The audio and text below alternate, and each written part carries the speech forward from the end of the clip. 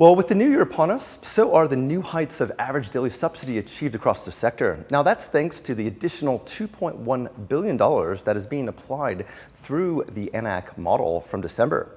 There's a further 3% increase in the 24/7 registered nurse supplement of $21.5 million as well.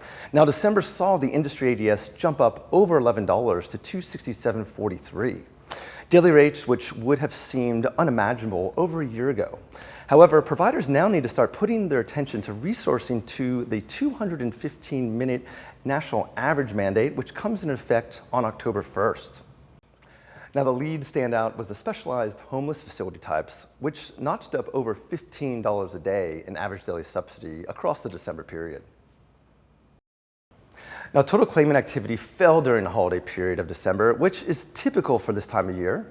Total AMO claiming activity slid 3.35% across the industry, achieving just shy of 4.3% of total Medicare claims being assessed. Now, voluntary claiming contributed to that slide, falling just over 2% across December. And with the slowdown of total claiming activity, we saw the age of active ANAC claims increase to 62.3% of now all Medicare claims being older than 12 months in age. Now, occupied bed days have continued upwards again through December, and we did fall just shy of the 89% occupied bed day watermark across the sector. The industry notched up slightly to 88.91% of occupied bed days in December. The all other residential facility type continued its position above 89% occupancy rates, with only the modified Monash 5 facilities sliding in December down to 85%. The industry occupancy grew against some headwinds, which came from a bump up of 1.5% of the short-term stays under 6 months. Now, just over a quarter of all residents stayed in care less than 6 months, which is typical for this time of year. And the new permanent respite admissions slowed over December as residents and their families appeared to seek alternative options over the holiday period. And the profile of a residential aged care admission is a slightly younger 85-year-old resident.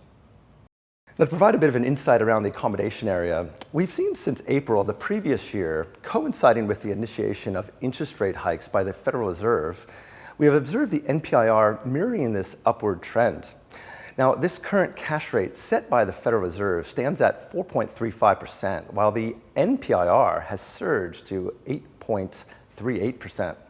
Consequently, the spread of the difference between the two rates has reached over 4%, a level that is reminiscent of the early stages of the pandemic.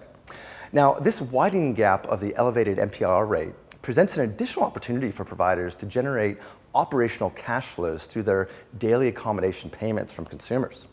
However, don't get too excited as the cumulative increases to the basic daily care fees continue to be eroded by the persistent growth of the CPI rates. So to run a financially viable operation, we need to continue to leverage all strategies across residential operations to stay ahead. Now, with the holiday period in effect, workforce headwinds prevailed, and care minutes came down across all reported measures. The total direct care minutes across the sector slid about 1.7% to 201.65 on a per resident per day basis, and the RN minutes also fell, dropping down to 38.9 minutes. And the allied healthcare time did fall as well, 1 minute from the November average to 7.5 minutes per resident per day.